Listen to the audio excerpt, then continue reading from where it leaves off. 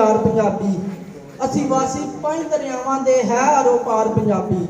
साडे देश ते न्याय जबानां दी नाले है सरदार पंजाबी जिंद दे के इस दी लाज रखनी साडी है दस्तार पंजाबी साडी है दस्तार पंजाबी। तो सूफी हलक यार लिखते हैं भाग वाले दे बई गल्लां नाल पे बनन गलार लखां आ गल्लां नाल पे बनन गलार लखां गल नहीं इमाम हुसैन दी करन हुंदी डिठे सूर में मर्द मैदान जंगी जंग नहीं इमाम हुसैन जी लड़न हुंदी ते जिवें जर के इमाम हुसैन प्यास आबर इस तरह नहीं प्यास जरन हुंदी कई हल की आर्मियां लग चारे रीस नहीं इमाम हुसैन दी करन हुंदी। जे तू आना नहीं सी लगे पादा इंज ला के लारा फिर जांदी हूं ना जे इंज लज प्यार दी पाल नहीं सही पहलू गल प्यार नूं पांदी हूं ना जे इंज लज प्यार दी पाल नहीं सही पहलू गल प्यार नूं पांदी हूं ना पुन्नू हार के लज सुधार नहीं सही विच हाफ दी दार करांदी हूं ना बाह कट के ते हल की यारवीं यार बेपरवाह ना लांदी हूं ना।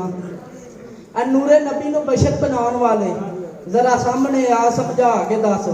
नबी सत्ता समाना दी सैर की तू ऐस बनेरे ते जाके दस सूरज चंद तारे वेचे हुकूमतां दे इदू परा कोई होर खुदा ते दस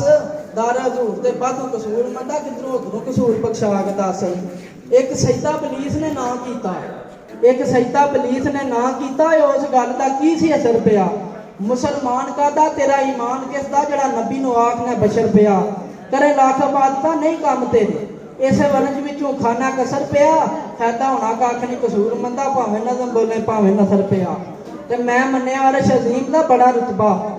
मैं मन्निया अरश अजीम दा बड़ा रुतबा परेशाना वध नहीं उस जमीन दियां जिथे होया हजूर दा नूर अनवर लाइटां चमकियां दुरे यतीम दियां मदीने दियां गलियां तू वध हैन तलियां जिथे लगियां तलियां मोहम्मद अमीन दियां तक तक मदीने वाल कसूर मंदा अखां पक गईयां ने अरश अजीम दियां।